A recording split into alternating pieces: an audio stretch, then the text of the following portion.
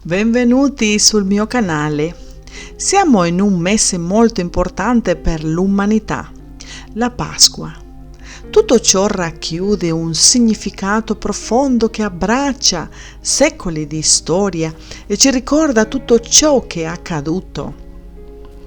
Nei tempi antichi la Pasqua era una festa dei pastori durante la quale veniva sacrificato un agnello come offerta per pregare per la fertilità. In tempi di incertezze, la Pasqua continua a ricordarci che la vera libertà non viene dagli esseri umani, ma proviene dal Creatore e che, come in passato, Dio continua ad agire con potenza per liberare, restaurare e rinnovare la speranza dei suoi figli. La Quaresima rappresenta per tutti noi la resurrezione di Cristo. È un periodo di penitenza, riflessioni e digiuno per i cattolici. Quanti di voi mantengono vive nelle proprie case le tradizioni dei vostri genitori? Quanti di voi pregano affinché le cose migliorino, non solo nelle vostre case, ma nel mondo? Quanti di voi hanno digiunato o non hanno mangiato carne il venerdì? Quanti di voi praticano la carità verso i bisognosi? Quanti di voi hanno rinunciato a piaceri o abitudini malsane per concentrarsi sulla vita spirituale? Vi porto un messaggio che ha a che fare con tutto ciò che Gesù ha sperimentato a causa dell'ingiustizia con cui è stato trattato. E queste sono le sue parole. L'ingiustizia è sempre uno dei dilemmi della vita quotidiana. Quando si verificano quei casi in cui non c'è giustizia, dove la giustizia diventa cieca, come si suole dire, ma c'è una vera ipocrisia nel giudicare se un crimine o un'azione che voi umani considerate una punizione da pagare sia stata o meno commessa. Ora vi ricordo cosa è successo quando ero sulla terra.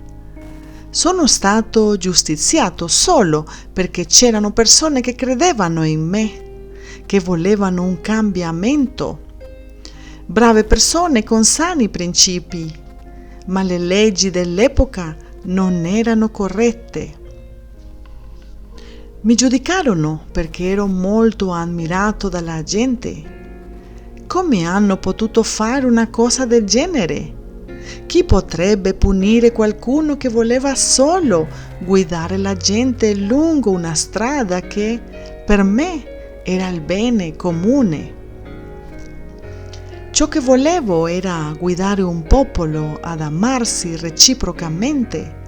E tutto ciò che facevano era giudicarmi. Vi dico questo perché lo teniate nella vostra mente, nel vostro cuore. E voglio ricordarvi che ci sono sempre state guerre che rappresentano la stessa cosa. Ma io non ho mai voluto una guerra. Voi volete che i vostri figli, fratelli, mariti vadano a combattere e quando muoiono vengono da me senza sapere perché lo hanno fatto. Come vedete questo? Un leader di un paese che conduce i suoi figli vestiti da soldati verso la morte. Al contrario, io ho sempre desiderato guidare i miei figli verso la vita, verso la crescita spirituale. Chi può fare questo? Chi può usufruire di questo privilegio? L'unico che può farlo sono io e lo rifarei se questa fosse la mia volontà, anche se è ciò che la umanità ha bisogno. Ci sono momenti di preghiera nel mondo, di chiamata, e io ascolto le vostre preghiere con gioia e mi sento benedetto per essere riuscito ad attirare la vostra attenzione, almeno per un momento. Voi siete esseri che, quando vogliono qualcosa, correte ad attirare la mia attenzione. E come faccio a sapere questo? Attraverso le vostre preghiere vi sento. E sapete una cosa? Facendo questo aumentate la frequenza sulla terra. E questo mi rallegra, perché vi ho insegnato che pregando catturerete la mia attenzione. Dovreste credere di più in me, credere che c'è un altro mondo fuori dal vostro e che senza di me non potete fare le cose.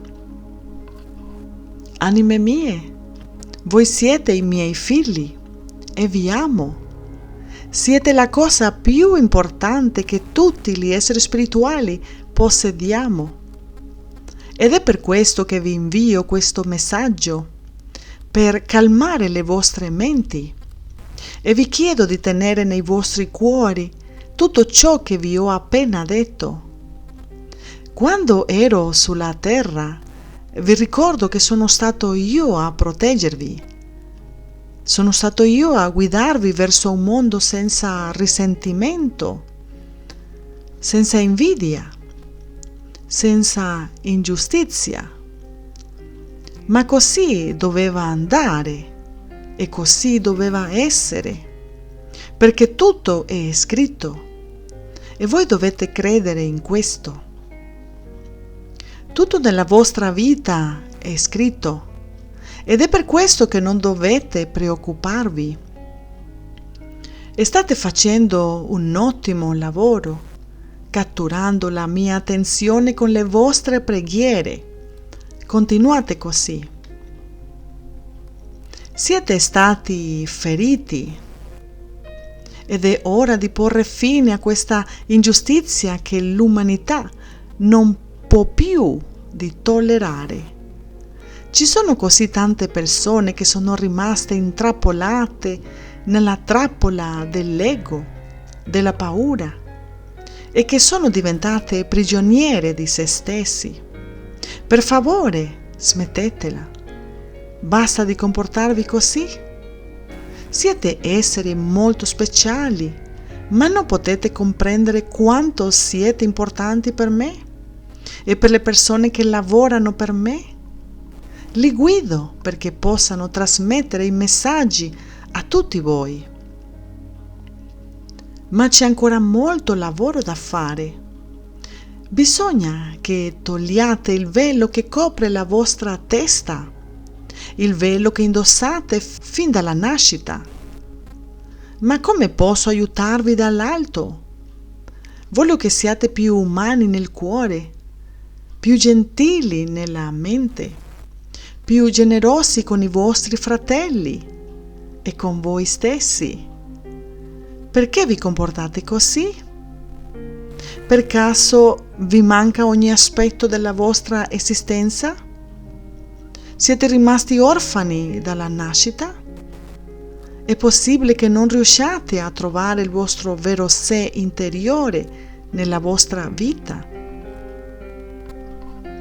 Chissà cosa vi passa per la testa e non c'è nulla che io possa fare per risolvere questo problema. Chi crede in me deve ricordare ciò che mi è accaduto perché non accada ai vostri fratelli. Questo messaggio vi invita a riflettere su tutto ciò che sta succedendo. Non è facile non pensare a quello che sta accadendo nel mondo, ma voglio dirvi di non pensare che Dio non vi ascolti. Lui è sempre con voi e sa tutto quello che sta succedendo. Grazie per avermi ascoltato e che Dio sia nella vostra vita come lo è nella mia. Alla prossima!